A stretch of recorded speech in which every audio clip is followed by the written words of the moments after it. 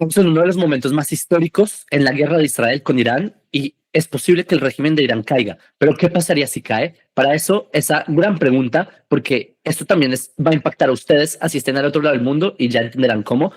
Acá nos va a hablar una experta en Medio Oriente, Debbie Momlat, que ella tiene su primer título en Medio Oriente y periodismo. De hecho, ella fue periodista y corresponsal en temas de Medio Oriente, en Norte de África. Su segundo título es en Seguridad Nacional y Estrategia Marítima. Y ella en el ejército fue coordinadora de actividades gubernamentales en los territorios, que para mí eso es uno de los sectores más top en lo que tiene que ver con la diplomacia israelí en el ejército. Y Debbie es la host, es la anfitriona de un podcast llamado Etzlil en Medio Oriente, que se los voy a dejar en la descripción para que ustedes aprendan más de estos temas en el sentido estratégico, político, histórico, de todos los campos, que me parece es uno de los podcasts y programas más completos de Medio Oriente. Y Debbie, bienvenida a este canal. Quiero lanzarte esa primera pregunta y es, si el régimen de Irán cae, ¿se acaba el conflicto en Medio Oriente o quizás es el comienzo de una fase de caos para Medio Oriente? Hola Jacob, ¿cómo están? Y para todos tus oyentes, un gusto estar acá. Y bueno, esta pregunta es la pregunta del millón, ¿verdad? Pero es importante meternos en el contexto histórico en el que estamos. Desde diciembre del año pasado, las protestas en Irán llevan sacudiendo el país ya por casi un mes y el régimen iraní se siente muy, muy amenazado y por eso lleva oprimiendo las protestas y ha matado más de 50,000 personas en Irán. Este es un tema que nos sale mucho a las noticias. El por qué es otro tema que algún día podemos hablar, pero sí, en este momento los analistas norteamericanos han dicho que el régimen iraní está en su punto más débil desde 1979, desde la revolución iraní, cuando los teócratas subieron al poder. Ahora, si cae el régimen iraní, esto no sería como un switch de on y off, de que de repente va a haber paz mundial en el momento que caiga el régimen iraní, sino que esto va a ser un efecto dominó de muchas cosas que pueden tener y puede tener mucha trascendencia en varios temas. Entonces hay que analizarlo un poco más como por temas individuales. Generalmente, y lo vimos en varios países de Medio Oriente, cuando cae el poder, cuando cayeron, por ejemplo, dictadores, perdón, como Gaddafi en Libia o como Saddam Hussein en Irak, lo que históricamente pasa en Medio Oriente es que se desata el caos interno en el país. Tenemos que recordar que muchos de los países de Medio Oriente, incluyendo a Irán, son países que tienen un montón de grupos étnicos revueltos en el país porque las fronteras fueron trazadas por potencias coloniales sin ningún tipo de consideración a los grupos étnicos que vivían en cada lugar. Solo trazaron países y dejaron a varios grupos étnicos metidos agrupados en diferentes lugares. Entonces, cuando cae un dictador que está oprimiendo a estos grupos étnicos, lo que pasa es que muchas veces se hace un caos y estos grupos étnicos muchas veces intentan o ajustar cuentas unos contra otros o tomar el poder sobre el resto o tener su propia independencia. Y entonces esto sería un vacío de poder que puede agitar ese caos. Entonces lo importante es que si se tumba el régimen iraní, que haya un plan muy claro sobre el qué va a pasar después. Claro. De hecho, hace un tiempo habíamos hablado de esto también en tu canal Etzlil, sobre cómo el Medio Oriente no está compuesto como los países occidentales, y yo aquí al público lo quiero invitar a que por un momento se quite los lentes occidentales y vea el conflicto con los lentes de Medio Oriente, porque cada son luchas de etnias, de religiones, una complejidad mayor. Y acá viene mi siguiente pregunta en este contexto, que si el régimen cayera, y nosotros sabemos que Irán tiene un arsenal de armas gigantes, misiles de largo alcance, un ejército muy letal, ¿en manos de quién caería todo esto? ¿Quién es el grupo que por ahora podría ser el más dominante o quién tomaría el control de todo este arsenal?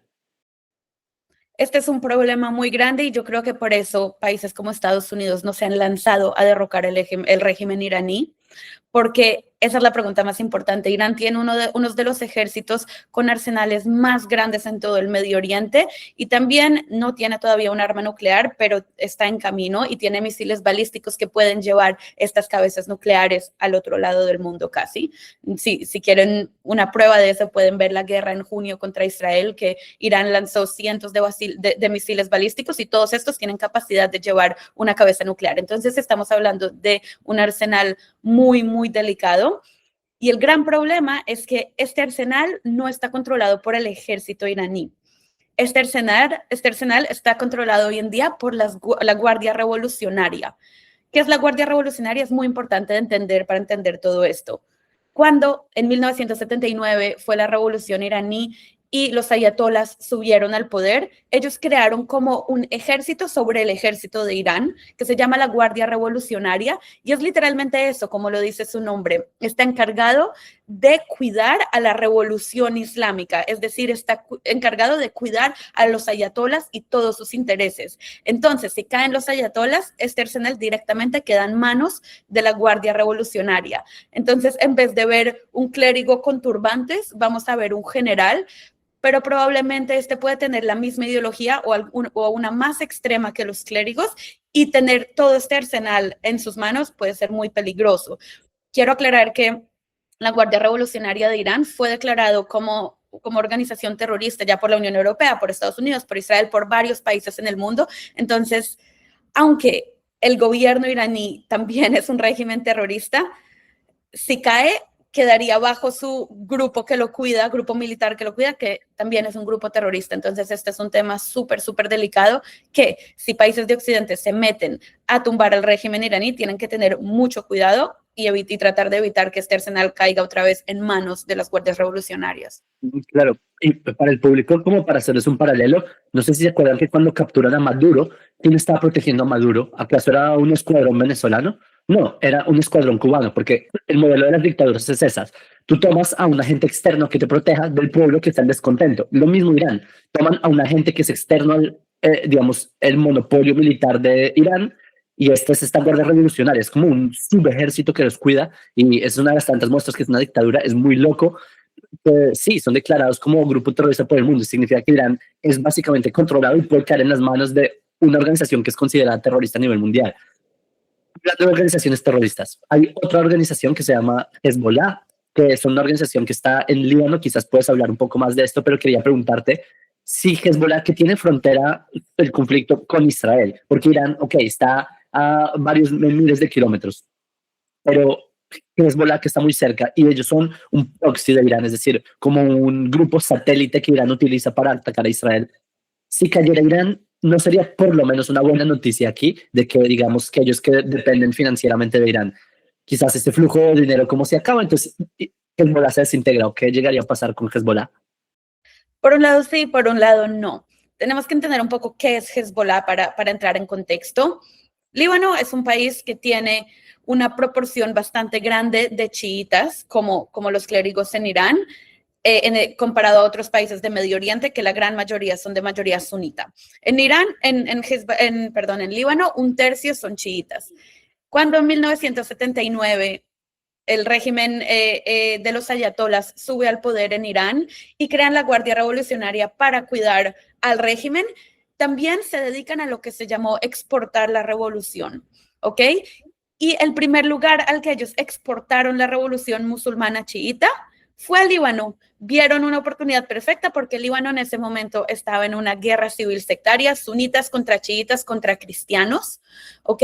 Y entonces fueron a donde los chiitas y les dijeron, vamos a crear un grupo llamado Hezbollah que va a tener exactamente la misma ideología que la revolución iraní, y los vamos a dar plata, los vamos a armar y los vamos a ayudar a tomar poder. Desde 1981 que se creó Hezbollah, 2 años después de que subió el régimen iraní, y hasta hoy Irán ha estado alimentando a Hezbollah con muchísimo dinero y con muchísimas armas, ¿ok? Ahora, últimamente Hezbollah se ha debilitado mucho por varias razones. La primera es la crisis económica en Irán. ¿Ok? Irán ha cortado bastante su flujo de dinero, todavía le sigue dando, pero ha cortado bastante su flujo. La segunda es la caída del régimen de Bashar al-Assad en Siria. ¿Por qué es tan importante? Porque Siria e Irak son los países que terrestremente conectan a Irán y a Hezbollah, y entonces todo el suplemento de armas pasaba por Siria, porque Bashar al-Assad era aliado de estos dos grupos, tanto de Hezbollah como del gobierno iraní, como del régimen iraní, y al caer se quedan desconectados terrestremente, que es súper importante. Y el tercer factor, y el más importante, ha sido que la guerra con Israel ha devastado a Hezbollah muchísimo. Ahora, ¿qué es lo importante de saber? Que Hezbollah no ha sabido diversificar sus ingresos, ¿ok? Entonces sí, recibe una suma absurda anualmente de millones de dólares de Irán. Para ser más exacta, se considera que entre 700 y 1.000 millones de dólares llegan anualmente de Irán a Hezbollah. Pero Hezbollah también ha sabido montar sus propios negocios para sobrevivir en caso de que este flujo de dinero se corte. Por ejemplo, el tráfico de la droga Captagon. Esta es una droga que se produce en el territorio sirio, pero Hezbollah controla la producción y la distribución a varios países de Medio Oriente y también a Europa. En este momento hay países en Medio Oriente como Arabia Saudita y como los Emiratos Árabes Unidos que están lidiando con este problema porque sus jóvenes se están volviendo adictos a esta droga, al Captagon, y todo esto alimenta en los bolsillos de Hezbollah. También, de hecho, dato curioso, en el 7 de octubre, cuando fue el atentado terrorista de Hamas hacia la población israelí, encontraron rastros de Captagon en muchos de los terroristas. Esta es una droga de euforia, parecía un poco a la cocaína. Entonces, podemos ver qué alcance tan grande tiene el Captagon. Y además, Hezbollah tiene sus negocios de narcotráfico en Latinoamérica, tiene varios negocios en la triple frontera y también en todo lo que es Venezuela y negocios con grupos, por ejemplo, como las FARC. Entonces, Hezbollah sí tiene una red de soporte económico, que es la minoría hoy en día de sus ingresos, pero si se corta el flujo de Irán, lo van a crecer más. Comenzando por exportar la revolución, porque Irán, sabemos, aspiran a tener una hegemonía islámica, y hace poco hubo una entrevista de un líder iraní que él decía que ellos intentaron exportar la revolución islámica a Japón y no lograron convertir personas. Y dijo, invertimos millones en Japón y el único que se convirtió en Japón fue una persona que era un extranjero. Ese no fue el caso, por ejemplo, en Líbano. Líbano era un país con mayoría cristiana y lograron hacer un control tal que ahora los cristianos en Líbano se ven amenazados, y justamente el tema que tocas de que también esa expansión de la revolución islámica entró por Maduro a Latinoamérica. Ese es uno de los tentáculos que a las personas que nos ven, los que están en América Latina, por supuesto en España, pero en América que también hay células allá que han encontrado en Barcelona, células de Hezbollah y así, pero los que nos ven en Latinoamérica, también allá hay Hezbollah. Hay generales, por ejemplo, en Colombia, recuerdo, desde niño, reportando y gritando, golpeando la mesa, señalando que hay células en el norte de Colombia, en zonas como Guajira. Entonces, sí, este es un tema que les concierne muchísimo. Quisiera preguntarte entonces, digamos que Hezbollah se debilitan, que ahora están en su momento más débil, pero se debilitan aún más con su bolsillo antes de que alcancen a agrandar su negocio en narcotráfico para seguir en pie. Podría ser que Líbano, como tenemos esta minoría cristiana que luchó contra ellos en su momento y otros grupos como drusos y árabes de todos los tipos sunitas, podría ser que Líbano recupere su soberanía, como que se quiten a Hezbollah de encima y haya una especie de guerra civil interna para liberar a Líbano de el gobierno que tiene Hezbollah encima de ellos. Sí, hay que entender primero cuál es la posición de Hezbollah en Líbano hoy en día. Primero que todo el sur del Líbano, abajo de lo que se llama del río Litani, que es un río que corta Líbano de oriente a occidente, todo lo que está abajo el sur del Líbano es controlado por Hezbollah, ¿ok? La gente paga impuestos a Hezbollah, este grupo terrorista, y hay también minorías drusas, sobre todo, pero también musulmanas sunitas y también cristianas, que viven bajo el régimen de Hezbollah. Además de eso, Hezbollah ha llegado a posicionarse políticamente en Líbano. Hezbollah es un partido político y forma parte del parlamento libanés.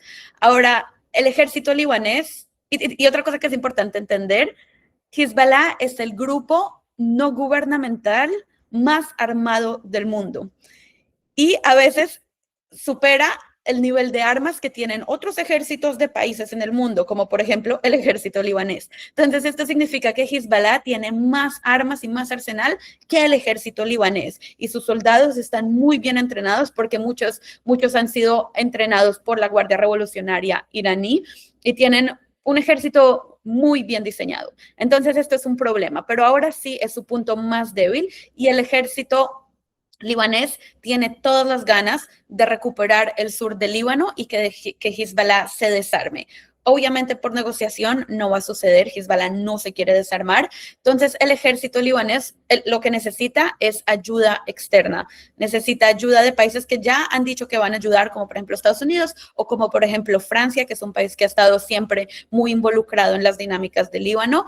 Les han dicho que van a ayudar a fortalecer al ejército libanés, pero esto es ahora como estamos caminando en la cuerda floja. Podemos irnos a los dos lados, o que Hezbollah crece su negocio y crece y vuelve a ponerse de pie, o que el ejército libanés logra tumbarlos. Estamos en este momento, es el momento decisivo para eso. Claro, es que de hecho el ejército de Hezbollah es más grande incluso de países como Alemania. Tienen un arsenal de misiles mucho más grande y cosas por el estilo. Es una locura. Es como si, por ejemplo, en Latinoamérica algún presidente que haya estado en la guerrilla se vuelve, o no, algún exguerrillero se vuelve presidente. Guiño, guiño a los países que ya no entendieron a dónde voy. Pero, y otro grupo que también es financiado por Irán, que quizás quieras hablar, dar más detalles, pero que son los hutíes en Yemen, que en Yemen ya hay una guerra civil desde hace rato y Yemen está dividida en dos. Una parte le pertenece a los hutíes. ¿Qué impacto tendrían los hutíes si cae Irán? Porque esto es importante para las personas. ¿Saben ustedes? Metan la mano en su bolsillo y saquen su dispositivo móvil. Este tipo de mercancías y muchas más llegan a ustedes y por Europa y hacia Europa desde Asia gracias a un paso que pasa por Yemen. Y los hutíes muchas veces pasan como piratas robándose esas mercancías para que no lleguen a ustedes, los productos de ustedes sean más caros, porque si los productos se los roban, los que llegaron los ponen a mayor precio para compensar. Entonces los hutíes también les afectan a ustedes. Pero, ¿qué pasaría de hoy si cae Irán? ¿Eso impacta algo en Yemen? Tenemos que entender que los hutis son es un grupo proxy de Irán, como por ejemplo Hezbollah y los grupos chiitas en Irak, etcétera, etcétera. Pero es el grupo proxy de Irán menos independiente ideológicamente, pero más independiente tecnológica y militarmente. ¿Qué significa esto? Que en temas de ideología están alineados en cosas como enemigos en común, como por ejemplo Israel o como por ejemplo Arabia Saudita, pero hay muchas cosas en la ideología que no se alinean, pero sí es el grupo proxy más independiente de Irán en temas de armas y tecnología. Todo el tiempo Irán está mandando cargas de armas o partes de misiles, está mandando oficiales de la Guardia Revolucionaria para que les ayude a hacer sus propias fábricas de misiles, pero todavía son súper independientes.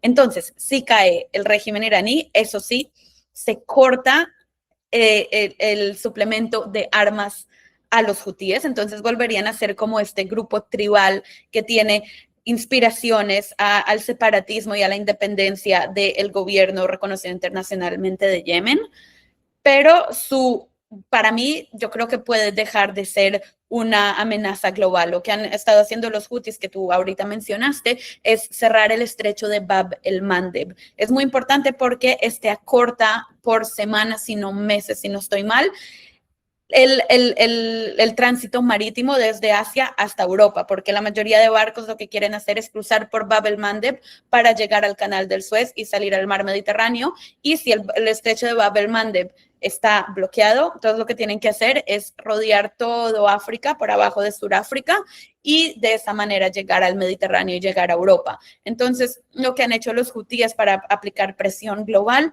ha sido atacar cualquier tipo de barco de carga que pase por el estrecho de Bab el-Mandeb, cerrándolo, casi que cerrándolo por completo durante estos años, y esto ha disparado los precios de todo. No sé si a ustedes les ha llegado y les ha afectado esto, pero si cae el régimen iraní, esto sí sería bastante inmediato. Los hutis dejan de tener suplemento de armas avanzadas. No, mencionas que sí que el régimen iraní son más los pros a nivel mundial, ¿cierto? Pero quería preguntarte de ahí, ¿ok? Hay muchos iraníes que ellos, a través de lo que decías, la alianza Venezuela-Irán, llegaron a América Latina. ¿Qué pasaría con ellos? ¿Ya están en América Latina?